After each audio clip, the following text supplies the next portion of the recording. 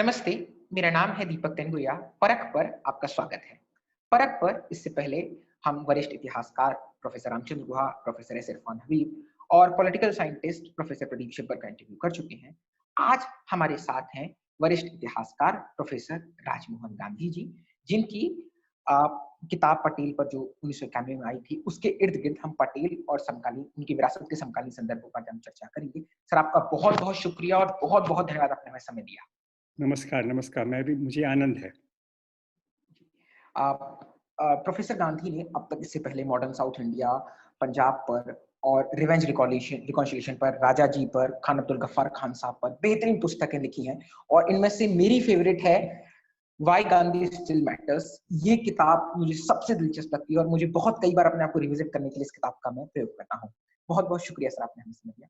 मैं वल्लभ भाई पटेल के सबसे इस इंटरव्यू की शुरुआत इस सवाल से करना चाहूँगा।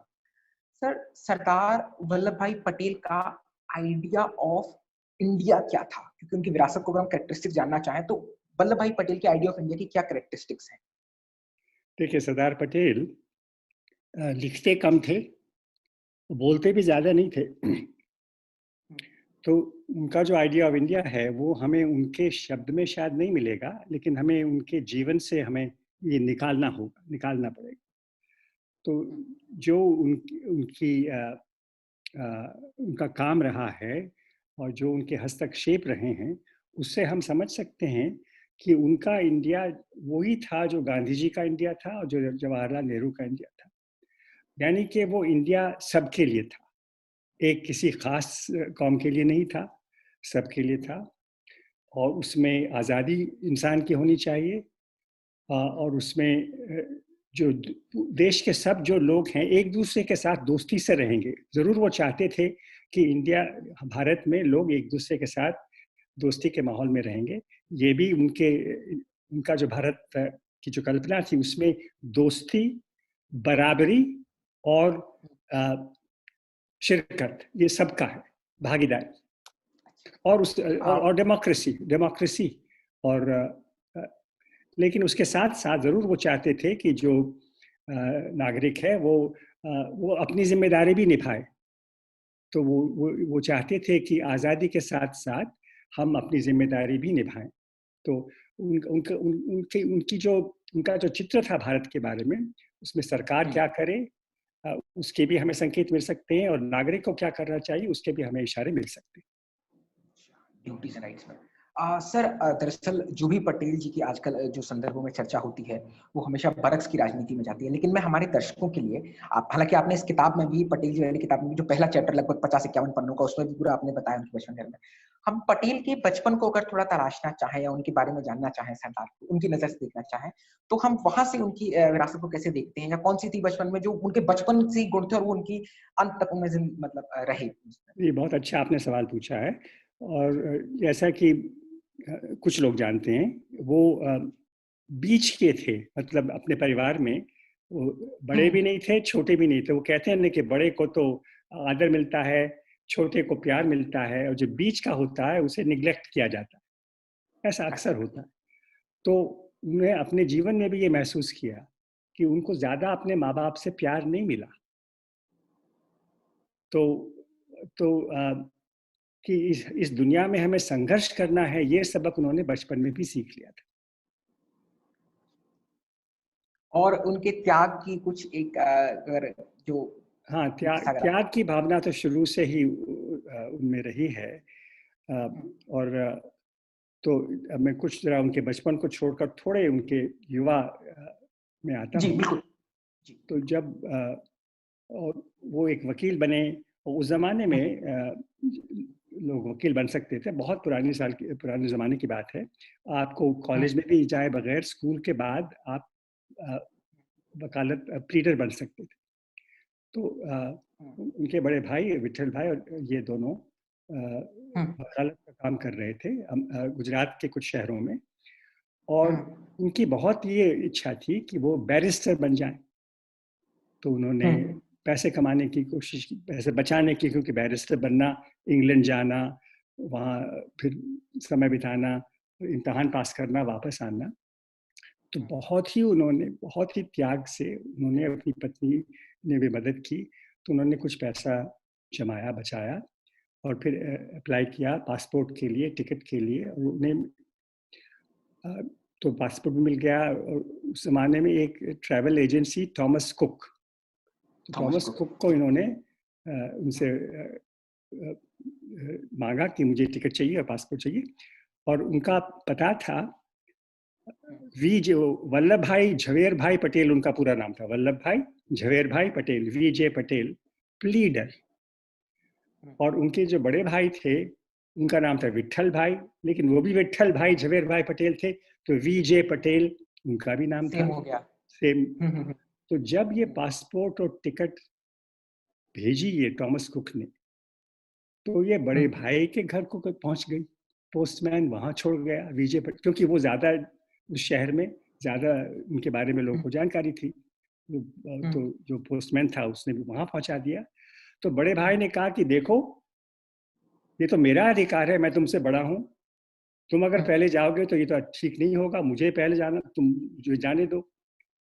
तो उस समय वल्लभ भाई पटेल ने तुरंत, यानी कि ज्यादा सोचा भी नहीं, बिल्कुल आप जा सकते हैं, आप मेरी टिकट ले लीजिए, आप मेरा पासपोर्ट ले लीजिए, और मैं वहाँ आप रहेंगे, उसका खर्चा भी मैं आपको भेजूंगा यहाँ से।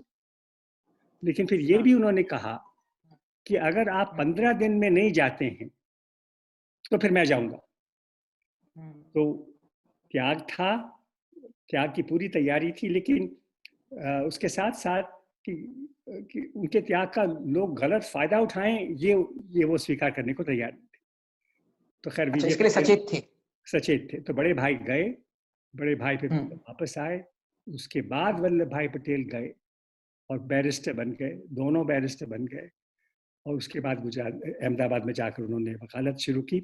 लेकिन ये जो त्याग जो उन्होंने जिंदगी में बार बार दिखाया है, तो उन्होंने युवावस्था में भी एक बहुत बड़ा त्याग दिखाया, उसका उदाहरण हमें मिलता है। सर, मैं जानता हूं इस सवाल से हम सब, आप बहुत ज्यादा आग भी चुके होंगे, मैं भी सवाल से बहुत ज्यादा बेचारा हूं, लेकिन फिर भी ये सवाल जरूरी मौजूदा संदर्भों में है कि अक्सर जब भी समकालीन संदर्भों में चर्चा आती है, विशेषकर जब वो 182 जो मीटर की जो मूर्ति बनी उसका तमाम तरीके हुई, हमेशा नेहरू और पटेल को बरक्स में खड़ा कर दिया जाता है। मैं आपको अपनी जिंदगी का उदाहरण देता हूँ सर। हमें बचपन से हमेशा, मतलब जब भी ये बात होती थी, एक सेकंड सर, हमें बचपन से हमेशा बताया जाता था कि अगर पटेल जी प्रधानमंत्री बने होते, ये नेहरू ने ये कर दिया, तो मतलब एक ऐसा लगता है कि नेहरू का काम सिर्फ यही था कि वो सिर्फ अपमानित ही करते थे लोगों को। मतलब ऐसी छवि बनाने की कोशिश की गई है सर। मैं बहुत इस चीज समझता हूँ। तो आप इस पर हमारे दर्शकों को ये बताएं सर कि नेहरू जी के और पटेल जी के संबंध कैसे से, कितनी उनमें प्रगाढ़ता, आत्मीयता थी? अच्छा, तो अगर नेहरू पटेल की बात करेंगे तो गांधी की भी बात तो करनी ही पड़ेगी, क्योंकि बिल्कुल, बिल्कुल। वो भी आते हैं। तो गांधी जवाहरलाल नेहरू से 20 साल उम्र में बड़े थे, वल्लभ भाई पटेल से 6 साल उम्र में बड़े थे। तो उनसे 6 साल कम वल्लभ भाई पटेल, 14 साल के बाद फिर जवाहरलाल नेहरू आए। और दोनों तीनों लंदन गए, तीनों बैरिस्टर बने। तो और ज़रूर फिर नेहरू इलाहाबाद में म्यूनिसिपल चेयरमैन बने, पटेल अहमदाबाद में म्यूनिसिपल चेयरमैन बने, और गुजरात प्रदेश कांग्रेस की जिम्मेदारी वल्लभ भाई पटेल ने ली, जवाहरलाल नेहरू ने भी बहुत उत्तर प्रदेश में जिम्मेदारियां ली। और दोनों गांधी के बहुत करीब आ गए, और दोनों का करीब, उनका गांधी के करीब आना वो अलग अलग बहुत ही बढ़िया किस्से हैं, लेकिन वो बताने की इस समय ज़रूरत नहीं है। लेकिन ये अलग अलग तरीके की पर्सनैलिटीज़ थी दोनों की, लेकिन दोनों पर्सनैलिटीज़ भारत के आज़ादी के आंदोलन में बहुत ही कीमत की थी, बहुत ही वैल्यूएबल उनकी पर्सनैलिटीज़ थी। और उनकी, अब जैसा मैंने पहले से कहा कि वल्लभ भाई पटेल लिखने में और भाषण देने में ज़्यादा समय नहीं लगाते थे।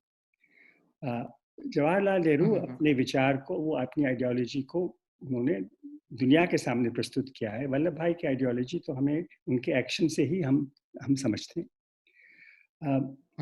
और यूथ में जवाहरलाल नेहरू बहुत ही पॉपुलर थे। देखिए, आपने जो कहा कि आजकल पिछले कई सालों से काफ़ी प्रोपेगेंडा हुआ है जवाहरलाल नेहरू के खिलाफ वगैरह, लेकिन जो ज़माने का माहौल था 1920, 1930, 1940, 1950 तक का जो माहौल था, उसके बारे में अगर हम देखें तो ये बिल्कुल स्पष्ट है कि गांधी के अलावा उस समय दो लोग बहुत ही पॉपुलर थे, जवाहरलाल नेहरू और सुभाष चंद्र बोस। सुभाष बोस तो जवाहरलाल नेहरू से भी छोटे थे उम्र में, लेकिन 1930 के आसपास 1929, 1930, 1928 से लेकर के जवाहरलाल नेहरू और सुभाष बोस की भारत की आम जनता में, खास करके युवा में, बहुत ही जबरदस्त पॉपुलैरिटी हो गई थी। गांधी जी के बाद इन दोनों का नाम सारा देश जानने लगा था और इन्होंने देश को आकर्षित भी कर दिया था। मुझे वो किस्सा याद है कि वो तस्वीर लेकर जाते हैं कि इसमें पैसे, तो अगर ये फोटो लोगे तो हम बोस की और नेहरू जी की गांधी के हाथ में। तो ये है तो, और लेकिन 1927-28 में वल्लभ भाई पटेल ने बारडोली में जबरदस्त सत्याग्रह ऑर्गेनाइज किया था किसानों के लिए। उससे कुछ लोगों को ये भी जानकारी मिल गई, और वो ये बहुत ही महत्व का और बहुत ही कठिन सत्याग्रह था उसमें, और सरदार पटेल ने ही ऑर्गेनाइज किया, तो उसको सफलता मिली। इसलिए कई लोग उनके काम के बारे में भी जानते थे, लेकिन जो पर्सनैलिटी नेहरू और सुभाष बोस की थी वो इनकी नहीं थी, इसलिए देश में उनकी इतनी पॉपुलैरिटी नहीं थी, लेकिन पार्टी में बहुत इनकी पॉपुलैरिटी थी। और अच्छा, एक और उनकी खूबियत ये थी कि जो पार्टी के लोग थे, खास करके गुजरात में, क्योंकि उनका ज़्यादा काम गुजरात में ही रहा था, जो पार्टी के लोग थे जो आज़ादी की लड़ाई में भाग ले रहे थे और जो जेल भी जाते थे, तो उनके परिवार की देखभाल भी ये करते थे। और जो जो सेनानी था, जो त्यागी था, वो इनसे पूछे उससे पहले ही वो पूछते थे कि भाई आपके परिवार का क्या हाल है, क्या उनको जब आप जेल में होंगे तो क्या मदद देनी होगी। उसका भी वो किसी तरह से, उनके पास खुद का पैसा तो नहीं था, लेकिन औरों से चंदा लेकर के, लेकिन वो जिम्मेदारी लेते थे, तो पार्टी वर्कर का वो ख्याल रखते थे। ये उनकी एक और खूबियत थी। तो जो लोग उन्हें जानते थे वो इनका बहुत ही आदर करते थे, और त्याग की भावना, और जेल में गए। 1942 में तो इनका जबरदस्त ही इनका योगदान था। और लोग तो जब गांधी जी ने क्विट इंडिया की बात की तो शुरू में पटेल भी उसके ज्यादा पक्ष में नहीं थे, और नेहरू और आजाद तो बिल्कुल शुरू में पक्ष में नहीं थे, लेकिन फिर सब आ गए। और सबसे उस समय तब तक पटेल बेचारे बीमार भी हो गए थे, लेकिन पटेल का 1942 में जबरदस्त योगदान था। लेकिन मैं जो कह रहा हूँ उसका मैं ये बताना चाहता हूँ आज की जनता को कि उस जमाने, आज अगर आप वोट लें तो शायद पटेल को बहुत वोट मिलेंगे, नेहरू को शायद कम मिलेंगे, शायद गांधी को भी बहुत कम वोट मिलेंगे, लेकिन आज के वोट का सवाल नहीं है। मैं बताना चाहता हूँ कि 1930, 1940 वो जो दशक थे, उसमें जवाहरलाल नेहरू की भारत में जबरदस्त पॉपुलैरिटी थी। अच्छा, इन दोनों के बीच में कुछ मतभेद भी थे। अब जवाहरलाल नेहरू में कुछ सोशलिस्ट विचार भी थे। वल्लभ भाई पटेल समझते थे कि अगर सरकार बिजनेस चलाए तो अच्छी तरह से नहीं चलेगी, स्वार्थी लोग, ब्यूरोक्रेट्स बिजनेस को नहीं संभाल सकते हैं। तो सोशलिज्म के मामले में भी मतभेद था, इसलिए उनके आइडियोलॉजिकल भी मतभेद, लेकिन उनमें ये उन्होंने फैसला, वो एग्रीमेंट कर लिया था कि ये सब सवाल हम आज़ादी के बाद के लिए छोड़ेंगे, इस समय हमें आज़ादी चाहिए। तो आप मेरे साथ हैं, मैं आपके साथ हूँ। और पटेल और जवाहरलाल, हालांकि पटेल 14 साल बड़े थे, और एक अगर देखा जाए तो गांधी जी की नज़र में पटेल उनके छोटे भाई थे, जवाहरलाल एक किस्म के उनके बेटे थे, लेकिन फिर भी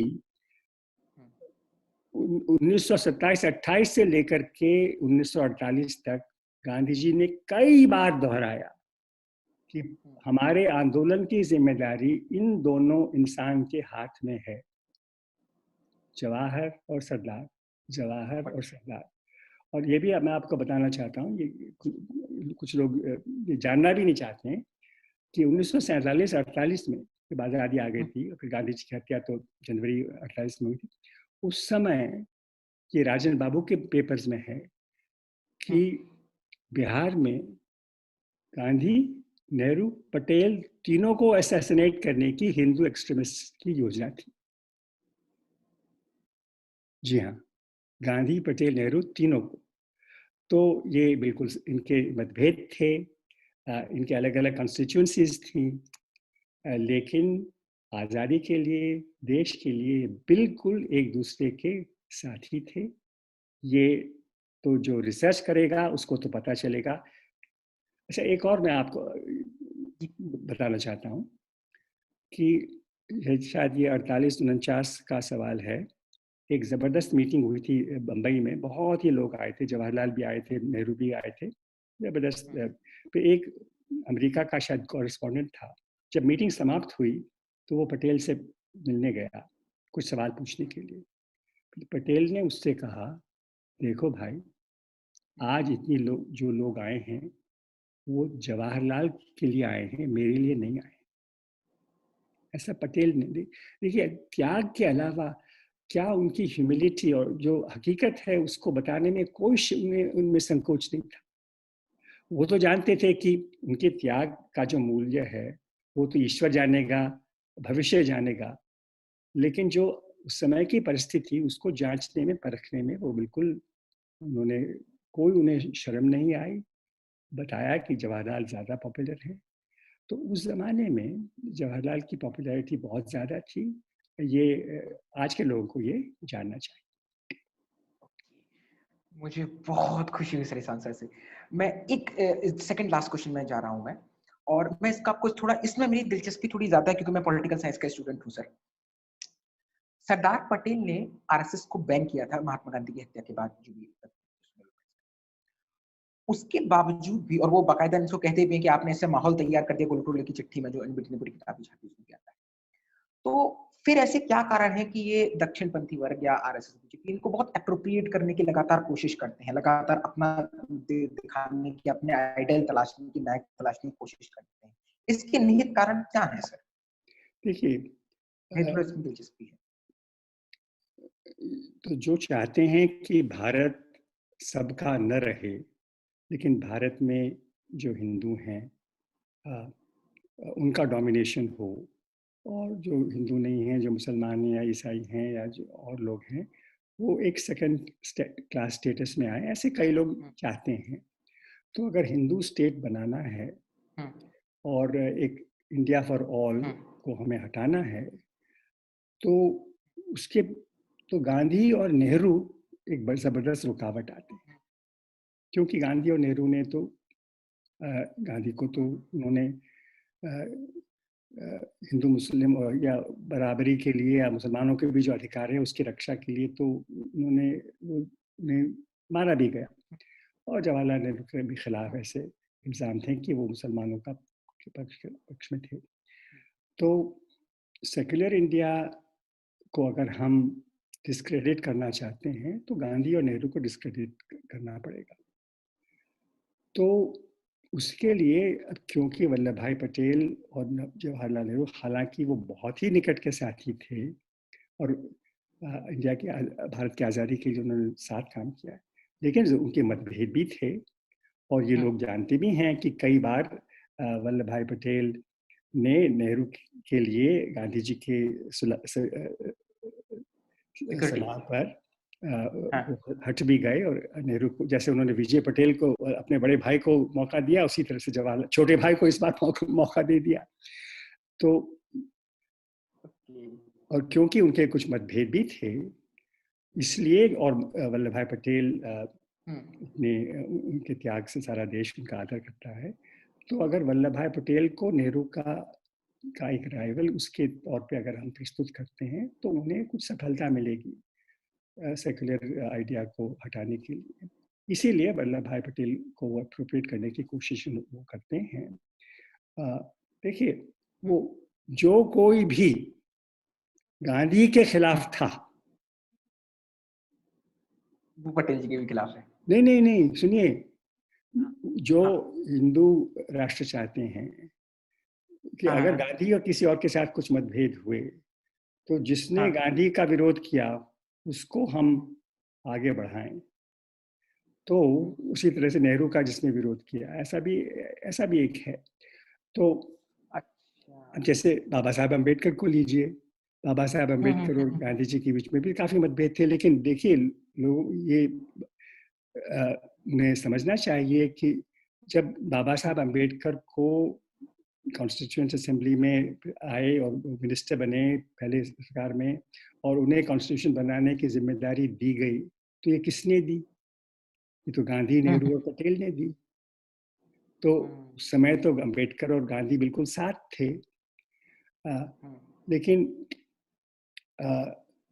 खैर, तो पटेल, क्योंकि उनके मतभेद ज़रूर थे, कुछ मतभेद जवाहरलाल नेहरू के साथ, और क्योंकि पटेल प्रधानमंत्री नहीं बने, जवाहरलाल नेहरू प्रधानमंत्री बने, इसलिए अगर नेहरू को कुछ गिराना हो तो उस काम में पटेल बहुत लाभदायक इन्हें लगता है, ऐसी इसलिए कोशिश कर रहे हैं। लेकिन जो कोई इतिहास पढ़ेगा वो जानता है कि मतभेद के बावजूद दोनों ने बिल्कुल एक साथ काम किया, और वो इसलिए इसे समझना इतना मुश्किल नहीं है। लेकिन पटेल का हम आदर कर सकते हैं और हमें आदर करना चाहिए, हमें बिल्कुल।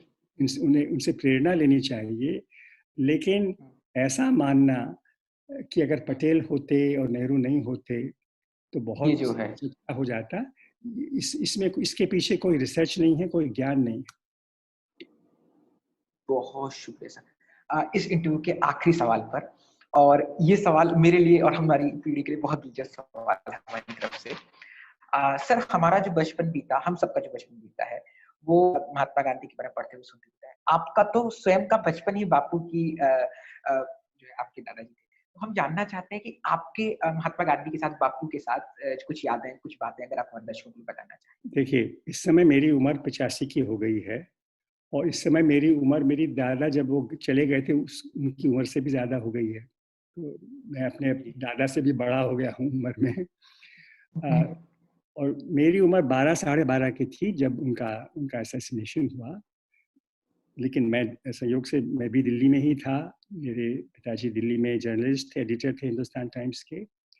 और गांधी जी के अंतिम 2 साल, उनमें से काफ़ी समय उन्होंने दिल्ली में बिताए। लगातार नहीं, लेकिन वो दिल्ली आते जाते रहते थे। तो जब वो 76 से 78 की तरफ आगे बढ़ रहे थे, मैं 10 की ओर से आगे 12 की ओर बढ़ रहा था।